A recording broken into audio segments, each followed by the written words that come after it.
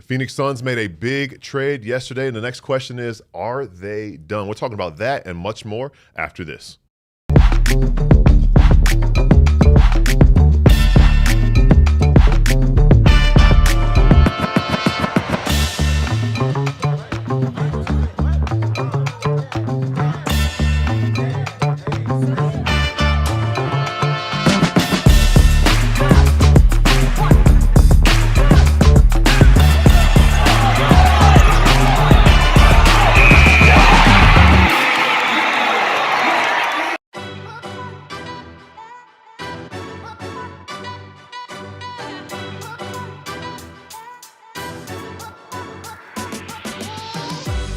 What is up? What's happening? Happy Monday. Welcome into the PHNX Suns show. I'm Gil, as always. We have the freckled Mamba behind the mic. I am always Gil. Sometimes Gilbert. Sometimes, some people have introduced me. This man introduced me as Gilbert like a week ago, and I was confused. I didn't even hear it. I was like, dang, I don't know if you ever called me that before. I didn't even hear it. I'm Gil, sometimes Gilbert, but as always, news to me. Steven to my right. Also known as Steph. No, absolutely not. Call me Steph in Or public. Steve. You will not hear me answer, and you will not hear me answer to that either. There you go, Steven, as There you always, go. or Boom. SPG, as sometimes. I'll answer to that. SPG sometimes, and Eric, Rick. or Ricky. Rick, just Rick. Rick. Please, Ricky's my father's name. Rick. Anyways, No, street disciple. street addict. Or street actually. addict. Yeah, excuse me. That is a deep cut. Wow, You know yeah, what we're this is talking I about. don't even understand the lore, as the youngins We'll say. explain later, Unc. It's okay.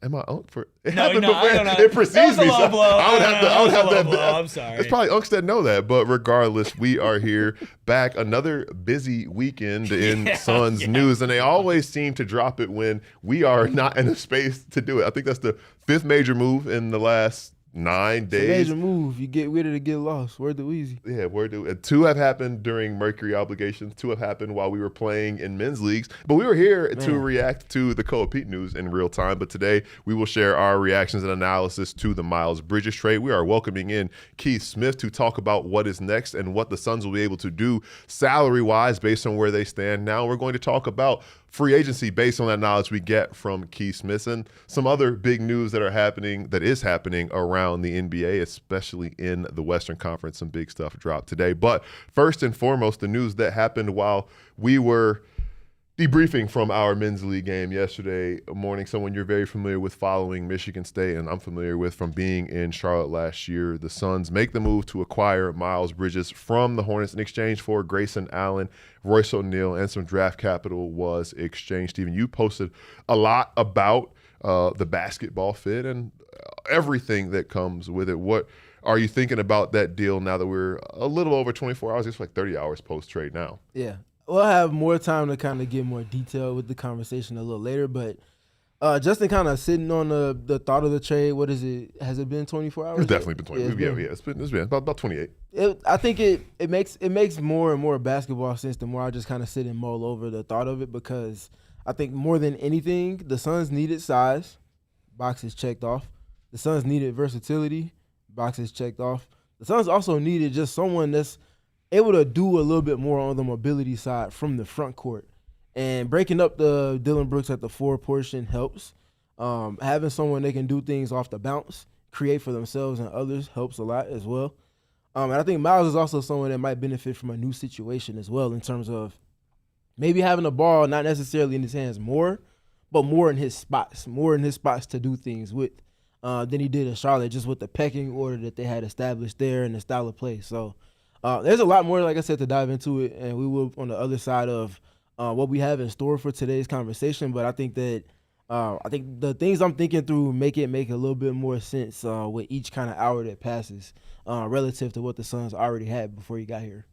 Yeah, and there's a lot to talk about. Yesterday when the deal dropped, one thing I said was that I'm gathering my thoughts. Having been in Charlotte and understanding the breadth of everything, there are two sides to it. There's an on-the-court part and an off-the-court part with that. And I feel like in this position we have a duty to address everything. And I want to get to the basketball part of it too, and I plan on getting to the basketball part of it because he is somebody who the team is probably going to make a pledge to not just this year, but in the distant future. But thinking about the charges that Miles Bridges was, the felony charges that he dealt with, domestic violence, the suspension that he served from the NBA, I'm brought back to a story that a good colleague of mine, Steph No, wrote over at Sport News a few years back about the situation. And with that, the fear of saying nothing sometimes may lead you to say nothing at all. And I think that sometimes people out there will say that nobody cares what we have to think about this, but we also have this platform, we cover this team, and we have to cover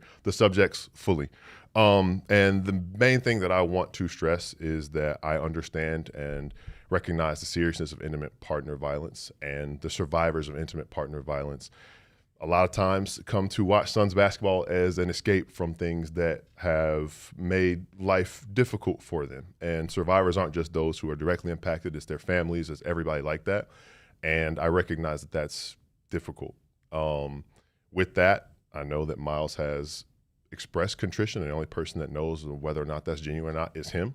I hope that he is contrite. I hope that this new opportunity allows him to turn a new leaf and he can show that growth as an individual. There's much more that could be said about the whole situation, but I think it's really important to consider survivors, consider how they feel, and consider that. So that's my piece. I could give many more thoughts about that. People probably don't want to know what I think about that, but I want to just acknowledge that what was done was disgusting. We've seen the photos.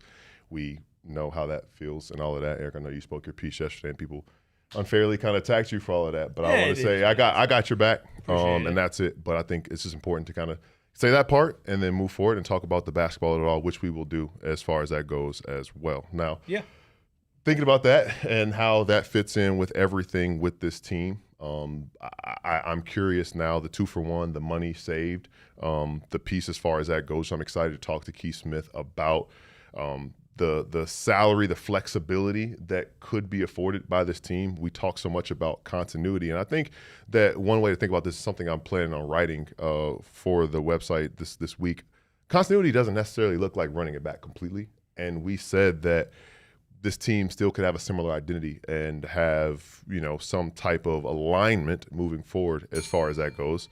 And I think that if you look at the roster and the depth chart, there is some type of continuity in which everybody kind of has an heir apparent waiting in the wing. I don't know if I'm off in thinking that, but it does kind of feel like there's an identity that they're trying to create, not just now, but moving forward. Yeah, I think there is. Now, the other side of continuity is you just traded 2 players that have been on the roster the longest with Devin Booker, especially Grayson Allen, who's been on the roster with Book since the Frank Vogel days.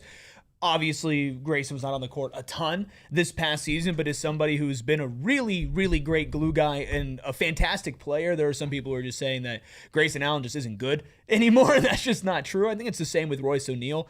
He certainly has his limitations, but you're giving up 2 good role players that have been on the team for a long time for a fresh splash. And like Steven mentioned at the beginning, there are lots of basketball reasons to think that this can fit. I think the big part that I'm still hung up on about all of this is that we couldn't find any protections to put on that pick.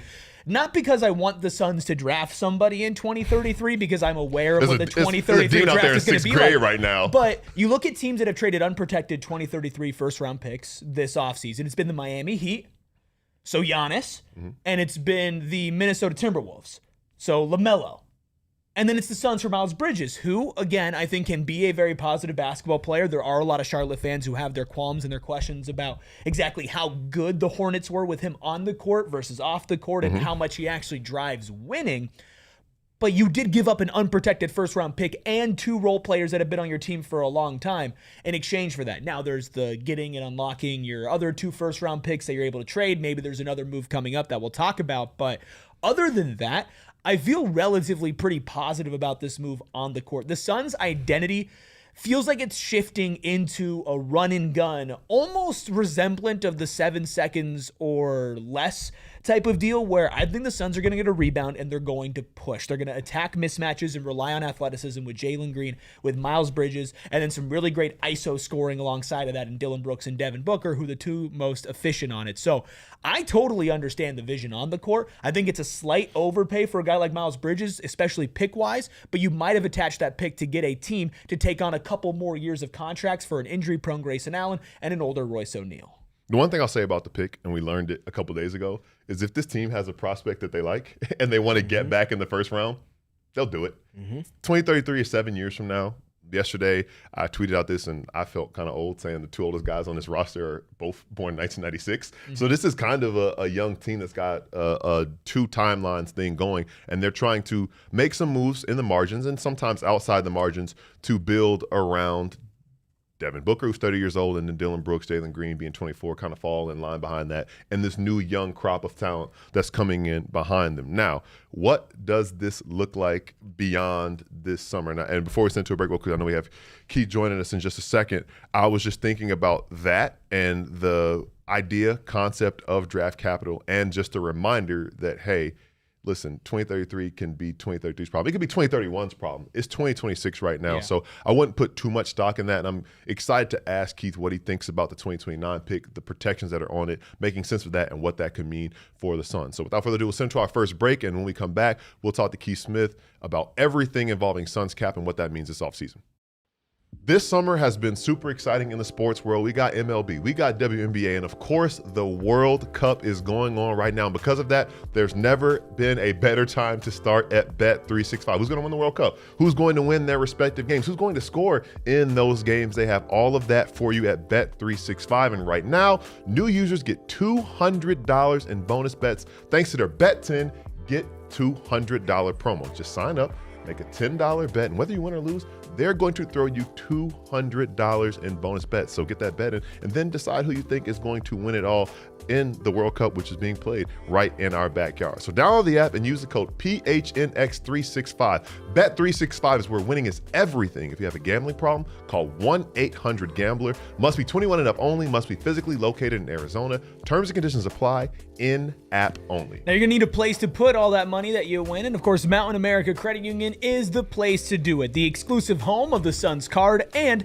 the official credit union of the Phoenix Suns. Of course, the Phoenix Mercury as well, which is perfect because they've got both debit and credit cards, so of course get one of each. Let's switch it up. Go with the Mercury card for the debit card. Pair it with a MyStyle checking account to unlock extra benefits like telehealth access, loan rate discounts, offers on travel and events, and mobile phone protection, and so much more. Then you switch over to the Suns card. That will be your credit card. A no annual fee credit card available as low rate, cashback, or rewards cards options. At the end of the day, Mount America is here to guide you forward on your financial journey. So go get your Mercury or Suns card today, and you can apply at any Arizona branch. Visit macu.com/Suns to learn more. Insured by NCUA. Terms, conditions, and exclusions apply. Loans on approved credit. Make my style your lifestyle at Mountain America Credit Union.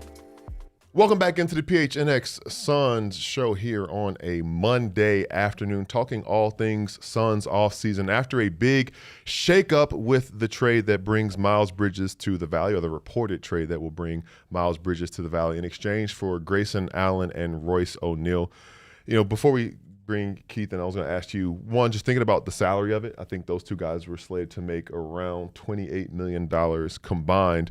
But, you know, I guess parting ways with those two guys, just thinking about what the team is going to miss as far as Grayson and Royce being gone. What do you think the one biggest thing you'll miss from that duo next season?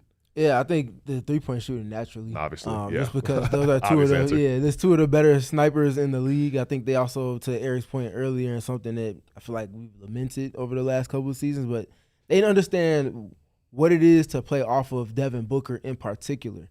Now, you have guys that have gravity in the NBA. You have guys that can play make off of the gravity that they have as well. But every guy that you're playing off of is not exactly the same. The same way you play off of the attention that LeBron gets will be different from Devin Booker, which will be different from Anthony Edwards.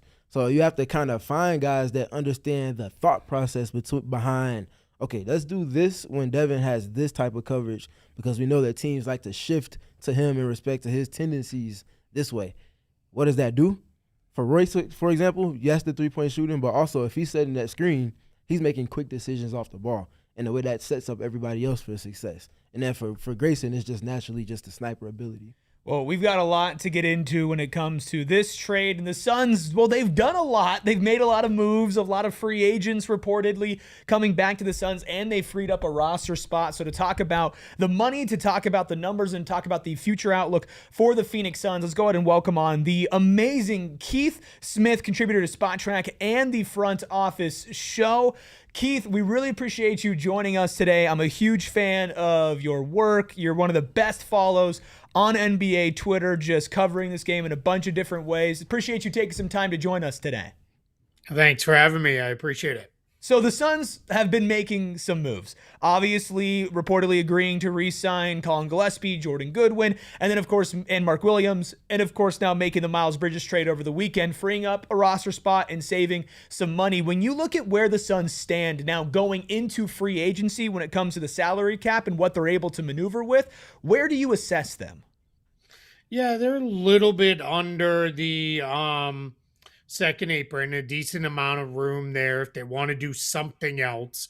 If they wanted to use the taxpayer mid-level or something like that, they would have enough room. That's about $6 million that they could offer to a free agent if they wanted to. So they're in a place where they can do some things, or you can take a little bit of that flexibility, see where that goes. They basically have done free agency. They've re-signed their main three guys that they needed to re-sign, and then the Bridges trade, that they were a lot tighter to that second apron line where they are hard capped, but now they have a lot more room underneath that because they saved a lot of money in the Bridges trade, and they're not too far away from getting under the first apron. So if they wanted to get under that, free up even more flexibility, that would come through things like maybe waiving Haywood Highsmith, or maybe even Jamari Bouye, who they just picked up his team option today.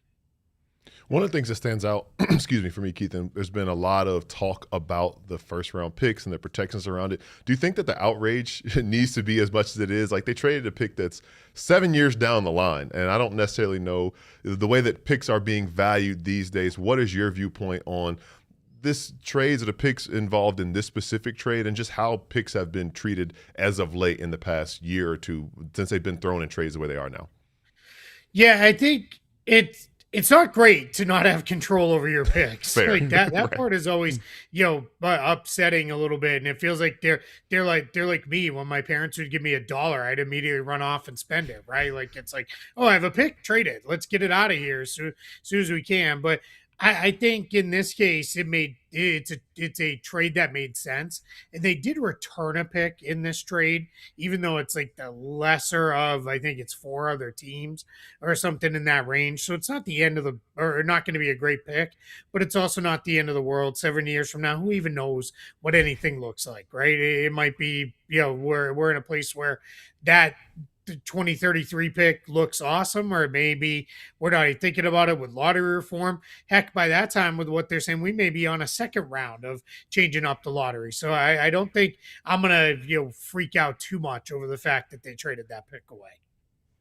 Keith, when you just kind of look at what the Suns have done and what they may do going forward with the new cap space and things like that they've opened up with the roster spot as well, do you have any names in mind that you feel like make sense for just the bill in terms of contract number that the Suns can extend in negotiations? Yeah, as long as they're okay with paying the tax, which it seems like they are. They can't now go back over the second apron, which that's a good thing. You don't want to be up over that thing again anyway.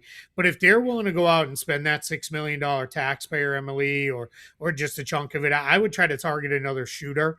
You did lose Grayson Allen. I know there's a lot of guard depth on this team, but just you can never have enough shooting. And if you could get one more wing shooter, that's not that would probably be a good place to go. Maybe Haywood Highsmith can regain his form. We haven't really seen that yet, but if he can, that's another kind of bigger wing option. I think you're kind of set at the power forward spot now, even though you don't have that traditional 4, because Miles Bridges is a little undersized for that position, but you also have uh, Rasheer Fleming, you have Ryan Dunn, they can play that spot. So I think they're fine at the center spot with Mark Williams, Oso Ighodaro. Just if you guys don't know, I'm a massive Oso Ighodaro fan. Like I love that guy. So I was kind of hoping he was going to get a shot at the starting spot, but it is what it is there. But I think I think they're pretty solid depth wise. So now if you're gonna go out and fill that spot, you do it almost as a targeted acquisition where it's like we're gonna try to find player X who can really fit in, here and come in and be our kind of guy. And I just feel like you can never have enough shooting on your team. Well, you're at the perfect place to talk about Oso Ighodaro.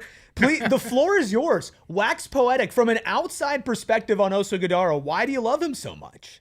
Yeah, so when 2 years before he was even drafted, I was watching a Marquette game to watch another player, and I just kept watching this tall, lanky guy who was doing everything on the floor. He was blocking shots, he was rebounding, he was getting out and running, he was making great passes, he was getting off the ball quickly in short roll positions. He was moving the ball off screen and rolls and just doing a lot of good stuff.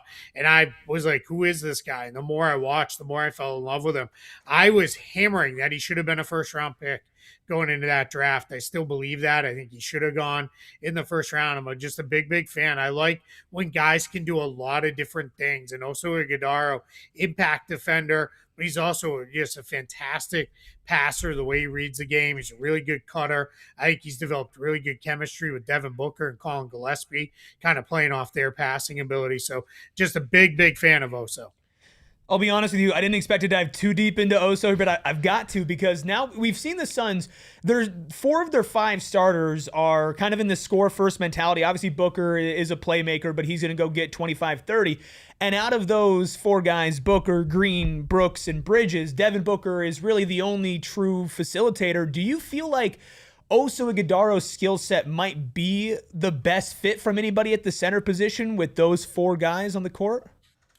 Yeah, I think you could make that case because just with the way he's much more of a screen, catch it, move it guy, right? Like, and Mark Williams is going to be a lot more screen, roll to the basket or hang out down in the dunker spot. He's not going to move too much off the block unless it's coming up to get into screen and roll. Where Oso, you could play him in a lot of different places. I like the Suns are in action a lot last season, which was Booker and Brooks with Oso diving out of the corner, and they got him a lot of buckets off that, or he was then able to kick sometimes to the opposite corner and set somebody up for an open jump shot. I think he could be a good fit with that group. My guess is we'll see plenty of it, even if we don't see him start. A lot of times starting in the NBA comes down to politics and what's going to keep guys happy and who wants to be in the starting group. So we'll see, how that comes together, but I think there's certainly that possibility. And to that point, I mean, what matters more than starting is closing games. And look who's closed a lot of games for the Suns last season, regardless of who was healthy and available and who wasn't.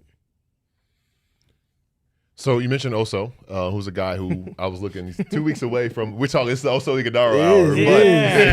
Yeah, we love Oso, man. We love Oso. But he's 2 weeks away from turning 24, and he's a part of a young core that this team has. Drafting Koa Pete last year, Kamal Malawash, Rasheer Fleming, and a lot of other guys. Jalen Green also being 24 years old, Mark Williams being 24 years old, fitting within that young core. The elder statesmen in this roster, especially now with Grayson Allen and Royce O'Neal gone, are Devin Booker and Dillon Brooks. What do you think about the future of this Suns team, given the young core and young nucleus they're developing with the guys they've acquired and the guys they're retaining?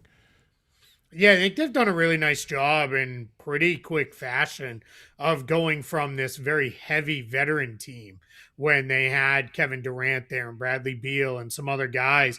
Now they've almost kind of turned it to, like you said, Booker and Brooks are the vet guys, and these other guys are all coming in and some of them still learning on the fly, and they're going to figure that out. And I think that's where getting a guy like Bridges helps, because now Fleming's not going to be forced right into you have to play a ton, right off the bat in year 2. Same thing with maybe Ryan Dunn. Very curious to see what happens with Ryan Dunn. It felt like over the course of last season, maybe they lost a little confidence in him. He wasn't playing as much as the season went along, but I'm still big on him just because of the defensive impact he can have. But I think as long as you have Booker and Brooks there setting the tone for these guys of, hey, I love that they've set this reset of like, we're going to be this scrappy, gritty, grimy bunch that's just going to make you work. And we're going to be a pain in the butt to play against because we're just going to hit you. We're going to get after you. We're going to make you really have to work for everything you get. I think that's really, really good. I think as long as you continue to find that balance within your roster, don't trend one way too young or go back to trending towards being too veteran heavy. I think that balance is really good. We all know the West is tough, right? And it's only getting better. There's all these guys or teams rather in the Western Conference that are building up. So for the Suns, you've got to keep that upward momentum going. Keith, when you just kind of look at the Suns' books, kind of back to the salary cap conversation and projecting forward, no pun intended, but they have 3 forwards that are eligible for contract extensions in different capacities. You have Oso, you have Dillon, and then obviously you have the newly acquired Miles Bridges in that mix as well. I guess for you, how quickly do you typically see teams react to, okay, traded for someone that is contract extension eligible? How quickly do you see them do that on the front of Miles Bridges? And how do you kind of see that decision being weighed in tandem with the looming on the Dillon Brooks and Oso Ighodaro fronts? Sure, yeah. Starting with Bridges, and I don't want to put everybody to sleep here with the whole salary cap lecture, but what happens is as long as you're extending a guy within the extended trade parameters, which means it can only be a 2-year extension that you're adding on, as well as no more than a 5% raise, you would be fine to do that right away with him. We'll see kind of how that comes together with that. If I was the Suns, let's see him on the floor first. Let's see how he fits. I'm not necessarily going to rush right into a contract extension with him. With Dillon Brooks, we know where we're at, right? Dillon Brooks has been very good. I think you have to be conscious of 2 things with him. One, age. The second is he going to continue to play at the same level when it's year 2 in a place now? He's not playing with that chip on his shoulder. What is it if there's no new contract kind of hanging out there and he's playing for it? I think he probably will. We've seen him after, but we also saw things got a little sideways with the Grizzlies, and that's part of why they were willing to let him walk to the Rockets, and we'll see where that comes down. But I would be very actively trying to get something done with him. And then with Oso, you can kind of take the approach of, all right, let's see where this goes. If we feel like we could get a deal done and Oso would come back at something that is somewhat team friendly, at least, go ahead and get it done, knock it off your list, because at the very least, you have a very good backup center behind Mark Williams, who's a guy you need a good backup center behind because he's injured a lot. And if it turns out that, we got to let this play out a little bit, you're okay because you still have a little bit of team control with Ighodaro as well. Keith, the news today, we mentioned already a little bit, Jamari Bouyer's exercised the team option for next season, and we know about the non-guaranteed aspects of Haywood Highsmith's contract as well. When you think about the numbers table and the roster crunch, how do you see that giving the Suns flexibility or limiting their flexibility when talking about team building and roster building for next season? Yeah, I think the good news with both of those guys is their contract, Haywood Highsmith has a very small guaranteed amount of $1 million. That can be worked around relatively easily. The good news is their contracts don't fully guarantee until we get into January at the league-wide guarantee date. So that gives you more flexibility if you wanted to do something where we need to free up a roster spot. Maybe a guy pops in summer league or training camp or early in the season. Maybe one of the 2-way guys comes really to a place where it's like, boy, we need to get them on the full roster. You can move a lot easier with that. Instead of just having to eat their full contract, you can kind of get out of it a little easy. That said, I was talking to someone with the team just a couple of weeks ago. They love Jamari Bouye. They love that he shows up, he works hard, he pushes the starters and the other guys in front of him in practice. And then with Haywood Highsmith, they felt like even though he was healthy at the end of last season, by the time they got him, they didn't feel like he was fully ready to roll. So they feel like, hey, this year, this is a guy who everybody was kind of falling in love with as like, oh, look, the Heat, they did it again. They kind of manufacture out of their role player, factory. They made another guy, and here it is. So I think they're very excited to have both of those guys. So I think they're actually in a pretty good place right now, roster-wise. Wrapping things up with Keith Smith of Spot Track in the Front Office Show. You do incredible work on Twitter, so make sure you follow him at Keith Smith NBA. If you could either warn or educate Suns fans about one thing that maybe you would think is a little bit more boring, but that the average fan wouldn't know when it comes to their salary cap, their roster construction, the money that they have on their books, dig a little deep for me, get nuanced. What would you tell them about? Yeah, this is what over on Front Office Show. This is where we say we're riding nerdy, right? Because that's what we get into here. So it's I would say be careful of locking into too much long-term money too quickly. We've seen this team get themselves buried in questionable contracts before, and you have to still factor in. I know nobody wants to hear it. Still have to factor in Bradley Beal's on the books for a few more years, right? And that's just dead money. There's nothing you could do with it. I would be if Jalen Green is a good example. If the Suns hit a point where it's like, Jalen Green it's not for us, right? We'd rather do something different. I would much rather see move on from him via trade, because if you're going to be in this capped out environment, which it looks like they are, because they're probably going to extend Brooks, they're probably going to extend Bridges at some point, then I would look to move Jalen Green. Be careful you don't get to a point where that contract just expires, and certainly don't get yourself into a position where, we have to extend him versus losing him for nothing. First option would be trade him if he's not for you. Then let the contract expire. It really is okay to just let guys leave for nothing rather than locking in to another contract you don't want. Well, Keith, we appreciate you spending some time with us this afternoon. Everybody out there, if you want to be a smarter NBA fan, I suggest you follow Keith at Keith Smith NBA. We're going to take also, it to if you want to see more people that acknowledge the greatness that is Oso Ighodaro. Yeah, exactly. What he brings and adds to a team. Just one of us Oso we'll have Ighodaro to bring fans. you back the next time that Oso does something incredible, and you can just join the next fun. time. So game one, let's go. Yeah, exactly. Wait. When Please I tell me type y'all noticed the difference in tone. Yeah, Oh, yeah, he got We're pumped. talking about numbers and prospects, and then Oso comes up, and then you hear it now. Keith, to pull the curtain back, our producer, who's also in the chat here, Freckled Mamba, he's like the world's biggest Oso Ighodaro fan. Maybe he might be second now. Like, he might be. Yeah, you might outrank him. I think Keith got more tweets up than you about Oso at this When moment. I ever tweet about Oso, it's in all caps with multiple exclamation points. There Going you go. band for No, band he's with the my Oso favorite. love, man. Oso FC, man. Oso FC is alive. Well, Keith, we go. appreciate you. We look forward to having you on again to talk Oso Ighodaro and more Phoenix Suns. We're going to send to another break, and we'll talk more about the Suns offseason. This summer, it is all about soccer, and Michelob Ultra is proud to sponsor the U.S. men's national soccer team. That was a good kick, Gil. You should do it again. No. Kick. That looked like that hurt. Well, if it did hurt, what you could do is you could sit down, grab a nice Michelob Ultra, and sip on it while you're watching some World you have to put Cup that on his knees. soccer. The entire planet is locked in on the FIFA World Cup here in the Valley across the country. We're all going crazy for the USA. And Michelob Ultra is brewed right here in America, and they say that same grit that gets U.S. soccer players to the world's biggest stage, well, it's brewed right here too. Michelob Ultra is the beer to match the moment. Whether you're packed into a bar at one of our watch parties or yelling at your TV at home, for every match, every goal, and every play on the world's biggest stage, crack open something superior. Of course, that being Michelob Ultra, proud sponsor of the U.S. men's national soccer team and official beer sponsor of the FIFA World Cup 26. Enjoy responsibly. Copyright 2026 Anheuser-Busch Michelob Ultra Light Beer out of St. Louis, Missouri. You can keep that beer cold with some ice from over at Circle K. I might put some of You can that also ice get- on my knees My too, man. but You can also get some Michelob Ultra you at also Circle can K. Oh, get that's some fair. at True, Circle true. K as well. You can do both. It also as helps the far as knees. that goes, which also could help the knees. And the other day, I was running around. My gas tank was on E, and I went to Circle K, and I was pleased to know that it was still one of my first 5 fill-ups after becoming an Inner Circle member. So I saved 25 cents a gallon. That's just one of the many benefits you get. At 5 yet? I'm about to say, you're not even driving, You know how bro. close I live to work?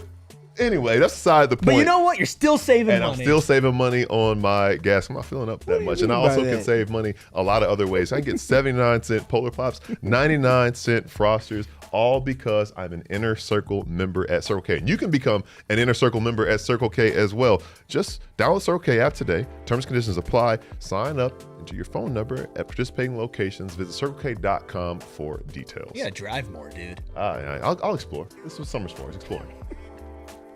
Hit the like button, hit the subscribe button. Kara gets it. Kara says crack open a Michelob Ultra while watching Oso Ighodaro highlights. You get it, Kara. You get it. You know where else you can crack open a Michelob Ultra? Where? At one of our World Cup really, I would watch say parties. anywhere, but I guess not anywhere. anywhere. Not anywhere, but definitely at one of our World Cup watch parties because both Team USA and the Mexican national team are playing for the big one. It begins tomorrow, June 30th. Mexico, Ecuador, Backyard Desert Ridge. PHNX crew will be there. World Cup watch party presented by our friends at Buchanan's, Casamigos, Don Julio, and Michelob Ultra. And then Wednesday, July 1st at 5 p.m., Team USA is beginning its journey against Bosnia and Herzegovina. Some say that Yusuf Nurkic is going to be locked in. Bosnian Beast. The Bosnian Beast will be tuned in at Backyard Desert Ridge as well. Visit gophnx.com/events for more details and to RSVP. It is going to be a good time because it's winter time. It's win or go home. Right, and for the yeah. case of USA and Mexico, win or stay home. Hey, for clarity purposes, are you saying that Nurkic is pulling up? I don't know. To Backyard? I mean, he just signed a contract, so he got some new. Nobody's told us that he won't be there. Okay. There you go. How about that for a spin zone?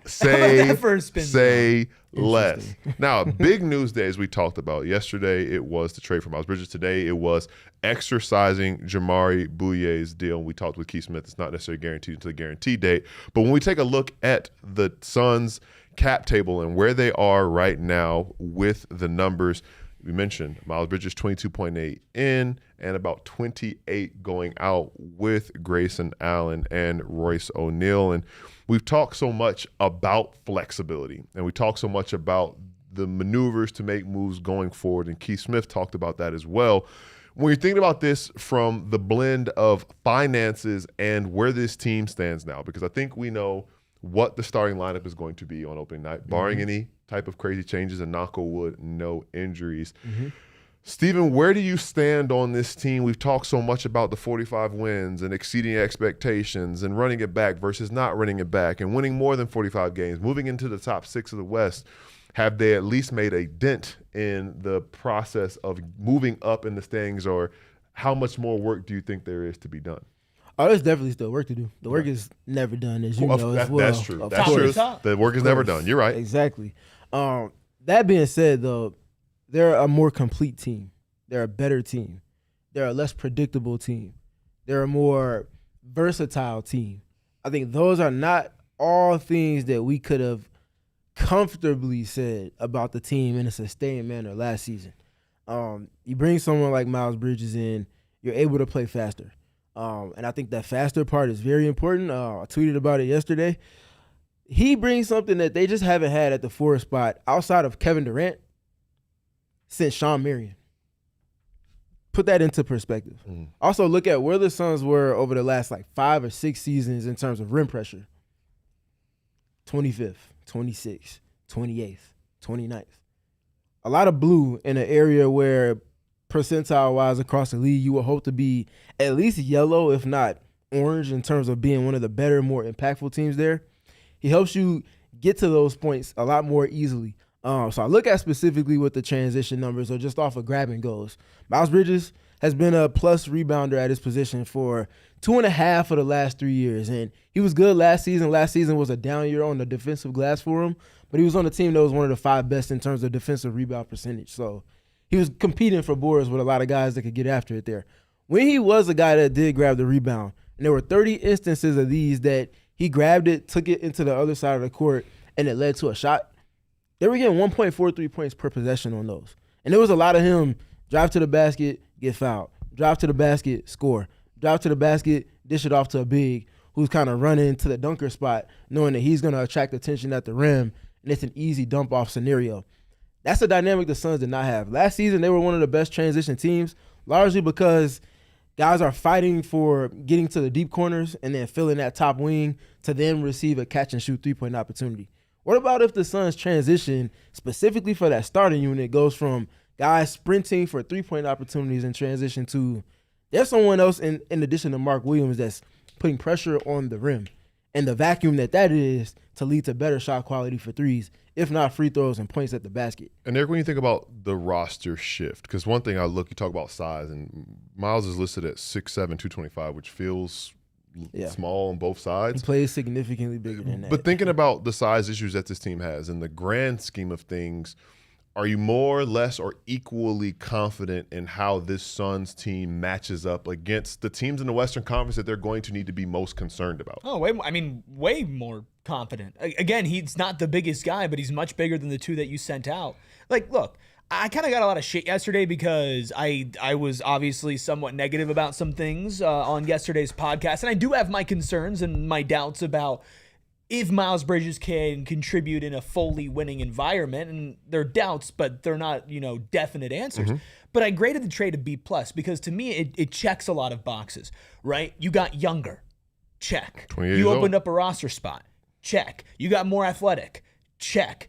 You got a better rebounder, more size, check. And I also think you got better playmaking. Now, Grayson Allen's playmaking and Royce O'Neal's playmaking were good, and Grayson Allen can create advantages, especially with guys sprinting out to the three-point line, and his, again, relentlessness. And when it goes to putting pressure on the rim, it was him and really just Jalen Green at times that put that much pressure on the rim for the Suns. So it's not like they can't create advantages, but it is just different when you have a guy who's maybe setting a screen, going and rolling to the basket and catching the ball, and it's 6'7" Miles Bridges who could put somebody on a poster who also is pretty good at passing the ball. Now, he's not like a playmaker, I would say, but he is somebody who can play make off of advantages that he creates. So you go down the list about on the court, things that the Suns want to check. Miles Bridges can check a lot of that. Now, he has all the tools to be a great defender, and of course, people, who are close to the situation with him will say that he will be a great defender.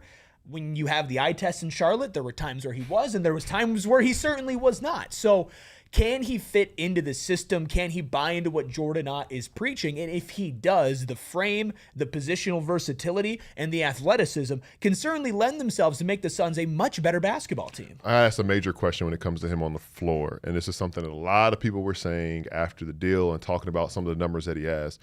People are calling him a LaMelo Ball merchant.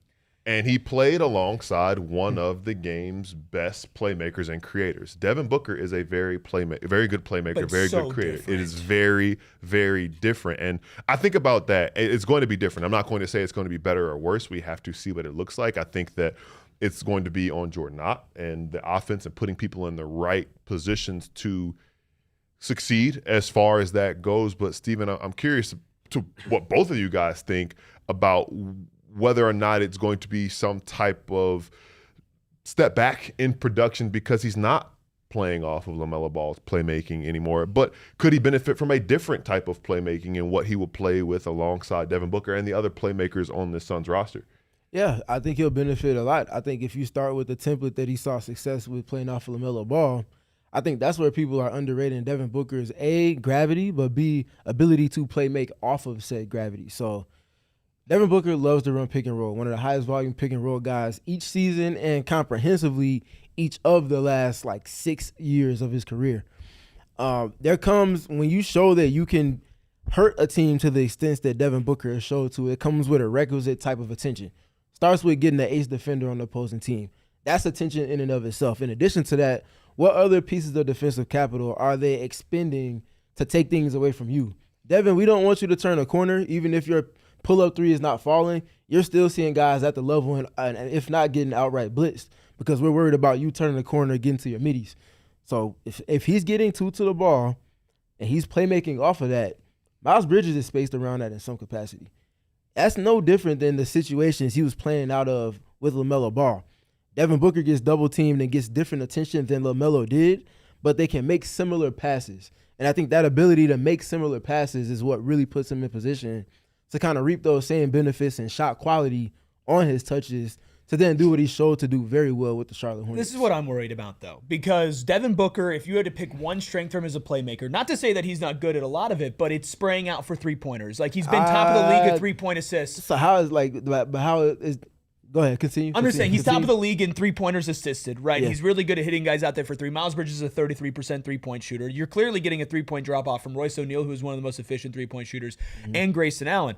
And as a team, the Suns, and I think specifically look at Devin Booker a lot for this, had a really tough time sometimes hitting guys on the roll, specifically also guys that just fill the paint and drive to the lane. We talk about Mark Williams and how many missed opportunities the Suns as a team had there and had a really hard time finding him. So with Miles Bridges specifically, obviously he's not an incapable three-point shooter, but he's certainly a couple of rungs down from the two guys that were traded out.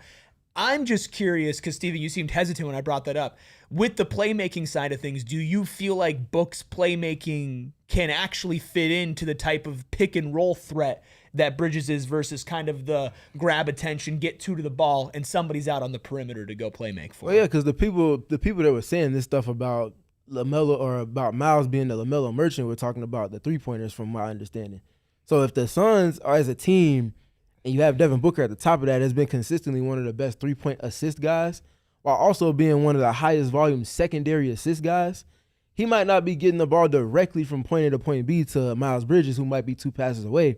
But because of the principles established from Jordan Knott and the IQ of the guys understanding how to play off of Devin Booker, Devin might not always make the killer pass that's getting the direct assist, but the pressure he puts on the defense from getting it to the nearest open guy and allowing for that guy to just play off of basketball instinct, I think is where Miles Bridges will be in the perfect position to be successful. But past that layer, though, look at the template for a starting lineup for the Suns. So you have Devin Booker, Jalen Green, Dillon Brooks, Miles Bridges, and Mark Williams. Think about the ways that teams hid guys defensively. So let's say they're playing the Warriors. Who's Steph Curry guarding in the starting lineup for the Suns last year? If Jordan Goodwin's starting, it's probably Jordan Goodwin. If Royce O'Neal's starting, it's probably Royce O'Neal.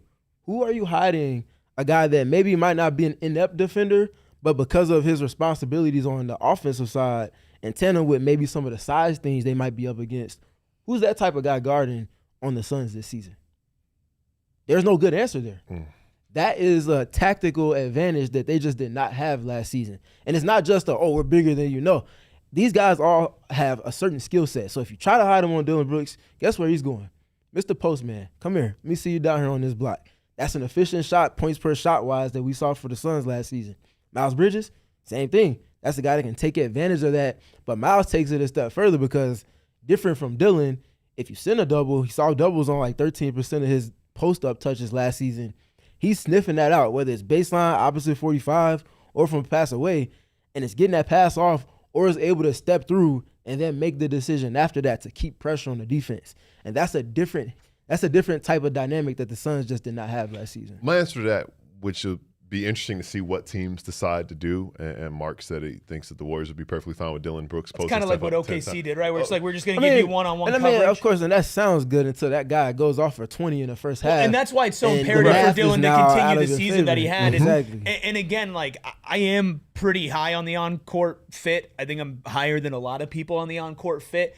I do think that a concern is that you've got a lot of guys who do like to hunt for their own shot, and maybe that works. A little hero ballish. Right? But Jalen Green, I would not consider a plus playmaker. He certainly has flashes, but consistently it's not there. Dillon Brooks is certainly not a plus playmaker. Miles Bridges, again, playmaking way better, I think, than the other two, but I wouldn't consider him somebody that's like, wow, that's a really great playmaker. But he certainly can make reads and pass. And I think that's vastly underrated, largely because of role with the team context he was playing with. And he will need to do a lot more. For sure. With this, like I asked about Oso with Keith, where it's like, anybody who can play make a little bit extra unless the Suns go get a point guard, but even that point guard's not going to start. Value. Like, it's going to help. I do worry, Gil, about maybe not in the regular season, but once you get to the playoffs, if there's going to be enough offensive cohesion behind a bunch of guys who do look fair their own shot, it might be great if the shots are falling, but we've also seen the shots not fall. And what do you do when that happens? There's going to be first two parts of it, the sacrifice and compromise, and that's going to be when these guys get here in September and start playing pickup with one another to get ready for training camp, and then when they're hitting the installs and figuring things out and learning how to play with one another. That's the first thing. And the second thing is, how will they fill out the gaps on the roster? There are probably going to be more moves made, and as for what those moves could look like, we'll get to that after our final break. When the biggest sporting event in the world comes to our backyard, you gotta toast with the icon of celebration. That's Don Julio, 1942, beautiful, during the 2026 World Cup. The bottle is not only beautiful, it's iconic. And they have 3 different options for the World Cup. The original, which is the icon of celebrations, the trophy for legends on and off the field, and the mini, like Gil, for small but iconic moments.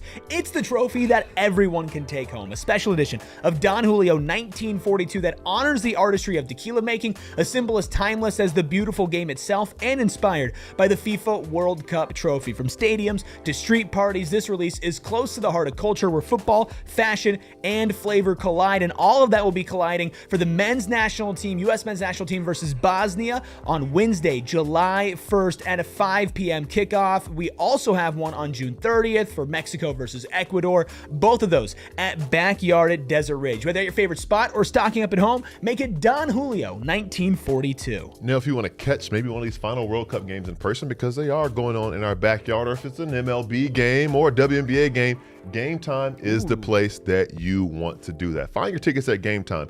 Unlike other places, it's a little more easy to use. You can find your way around it, and sometimes you have to deal with a lot of difficulties just trying to find tickets. Game Time, they have the tickets, and it is easy to. I have a question. Yeah, so I love going to sporting events, but I also like going to concerts and comedy shows. Guess what? And plays. Game Time for a comedy show as well. Game Time for the For all of them? They have got you God. covered. And it's pretty simple to use while you're at it. Game Time guarantee means you get 100% authentic tickets on time at the best price with no surprises. I hate surprises. I hate surprises, and I hate spending a lot of money on tickets too. The fees are included in the prices you see, so what you see is what you get. Full stop.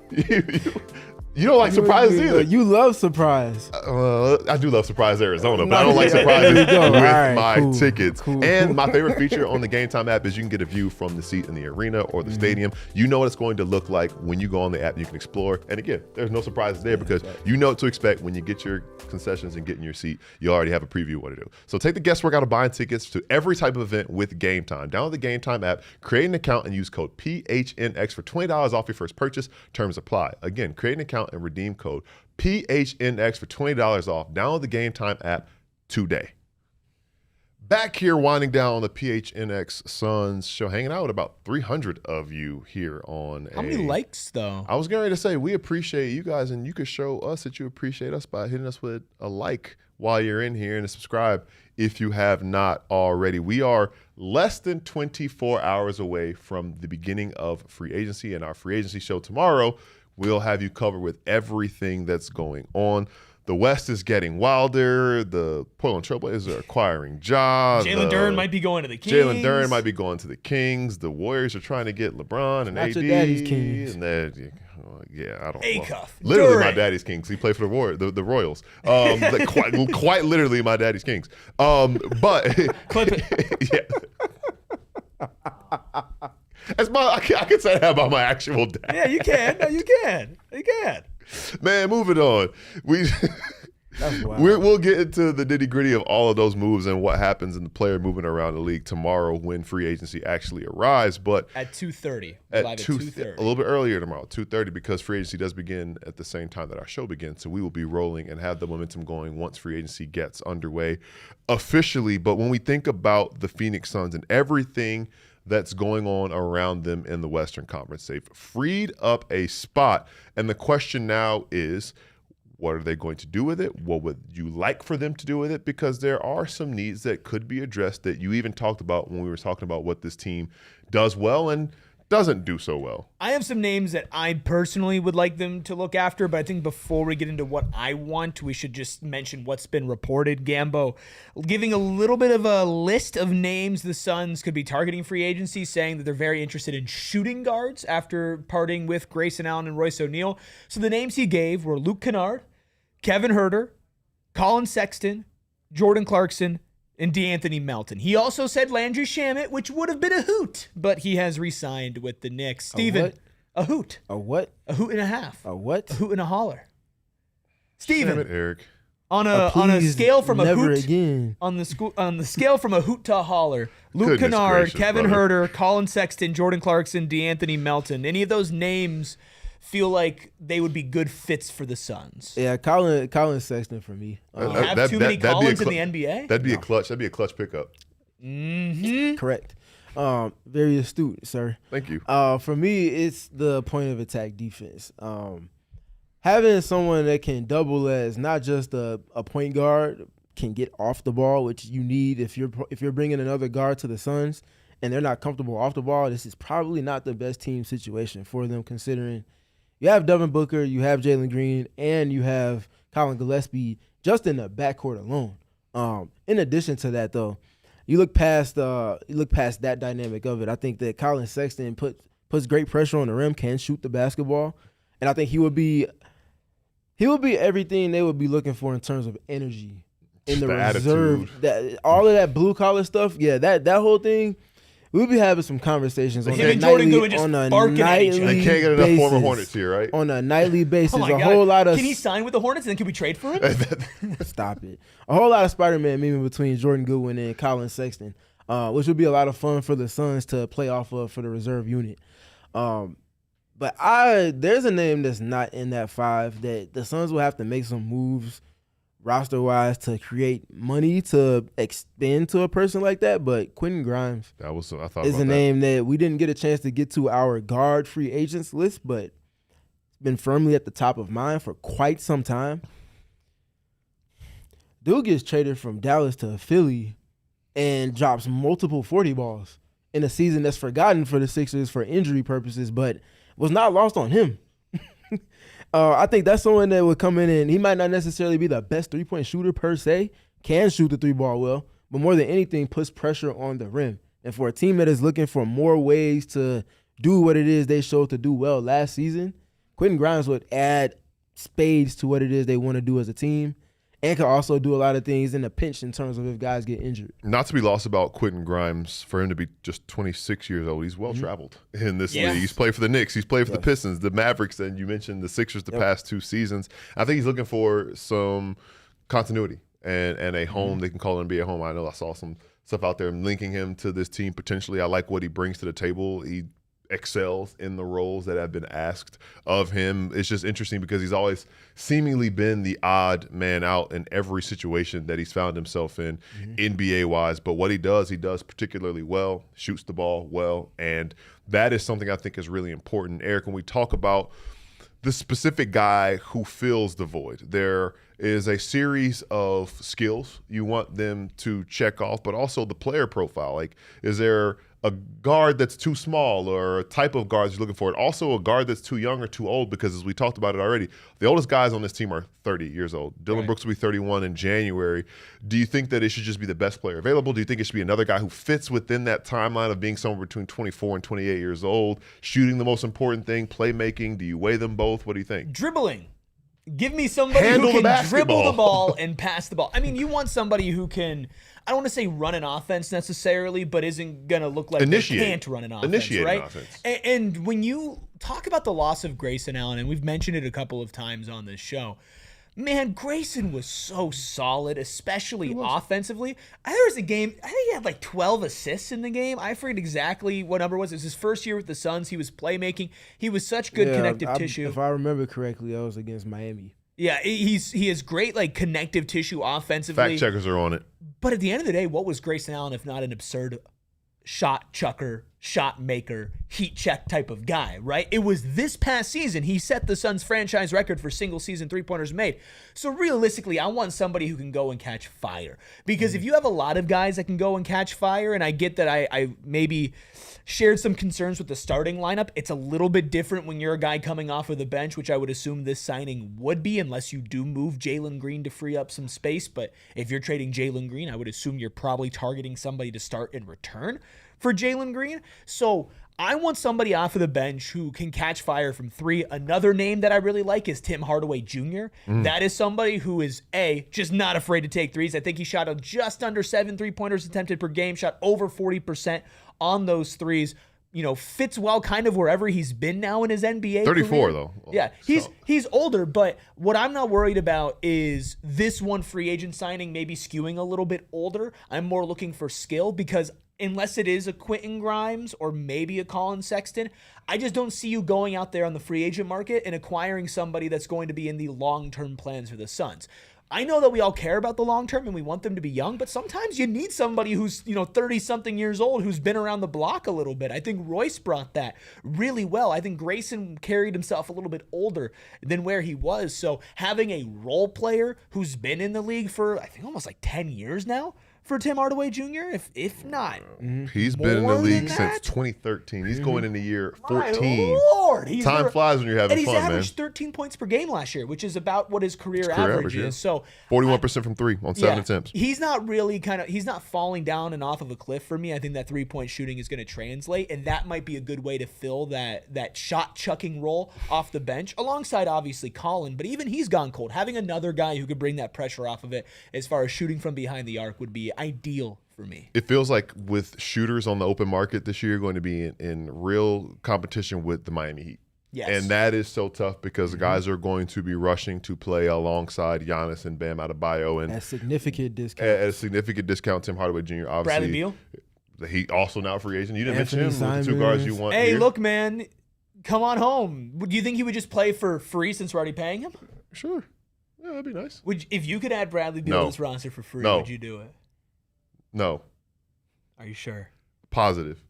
But like, what if it works this time? Okay. What if I Sorry, walk I know out of this here and hit isn't- the I know this buy isn't, an like, really Arizona what we're lottery talking ticket about and here. it hits? What if? I mean, that'd be pretty sick. Yeah, I hope you you- give me some. got you. Well, how much would you give us if you won the lottery? Like, what Depends on. percentage? I would buy you something. Let's say nice. you win $1 million. Gil, I wouldn't be mad at you if you say you weren't giving us anything if you won your $1 million because it's your $1 million. No, but let's just put you on. You won $1 million. I'd buy you something nice. Like what? Something nice. It'd be a surprise. Like a Surprise. Spotify membership? No ad. With the ad. I got you, bro. You got me. Okay, I got just want to make sure, and that's on camera too. Yeah, So, yeah. Anyways, why the hell did Bradley Beal opt out of his contract? It has must to be know because something like we he's got a don't. call from somebody, He right? must- And it's Miami. probably Miami. Yeah, but good luck wearing 3 down there. Yeah, it's interesting to think about that. Gary Trent Jr. is another guy. I don't know if I said his name already. I was saying with Tim Hardaway Jr. Yeah, I like Gary Trent. For sure. It's difficult to contend with a team whose his dad's name's in the rafters in Miami. So Yeah. he probably has an advantage. Probably has wanted to play for them his entire life as well. So it's interesting to see how that goes. I think that there's a unique opportunity to come play here for a team who has a real need. You'll probably come and play right away and bring the shooting that this team would need as far as free agency goes. So I expect them to make that move. I don't know if it's going to happen tomorrow, but this team has found what it's going to happen. I don't know. It's When's the gonna be next at time you and I? 2:30. No, when's the next time we have something going on when we're going to be busy? Because that's when it's going to happen. Probably Thursday. Probably Thursday. The Merc play Thursday, Yep, so there probably you go. It's going to happen Thursday. Thursday. Pencil in It's gonna happen Thursday. Thursday. I'm gonna be on like driving home, Yep. done like 4 other shows that day, and I'll be like, "Oh, here, guys, here's breaking news." I don't know the way that this front office has been operating. It just feels like they're going to do it immediately. So I'm thinking like tomorrow at like 3:05, something's gonna get done. There's also just something to be said about not waiting for kind of the dust to settle. It's why they got Colin Gillespie, Jordan Goodwin, and Mark Williams on good contracts, right? I wonder if like the Miami Heat would have gone calling for a Colin Gillespie in free agency, and if that would have been an appealing situation if they kind of let him get there. So I wouldn't be shocked if they made a move immediately. The fact that they even have Mark Williams as a restricted free agent tied up before free agency even officially starts is kind of a sign to how this front office looks to operate. And yeah, if they want to make themselves the Clutch Sports, location, I don't think that is a bad thing at all. There are worse Jordan agencies Clarkson- to be involved with. Jordan Clarkson, who is a name that Gambo put down there, is also a Clutch agent. Obviously, Colin NBA Sexton, champion, Jordan NBA Clarkson. champion Jordan Clarkson. There's some good business going on out there with the Phoenix Suns, especially, the on the court and money wise, and them positioning themselves to make a signing tomorrow or during free agency or possibly trading maybe a 1-for-2 in this scenario just feels like there's no way that this is it. There's going to be something else. How big is it going to be and how important is it going to be? Those are completely different conversations, but there's going to be something else. Maybe they should bring Amir Coffee back. Kobe Brea, welcome to the league. I do think that the one thing that I would say as we wrap here, they might give him an opportunity to get converted if he plays and shows what he could show in Vegas in a couple weeks. It's a lot that he would have to show, a lot of growth that he has to put on display, but it's not in the wildest realm of possibility that what we just described from established players you could get at a discounted rate from somebody who's already familiar with the system. Yep. So yeah, There's a lot.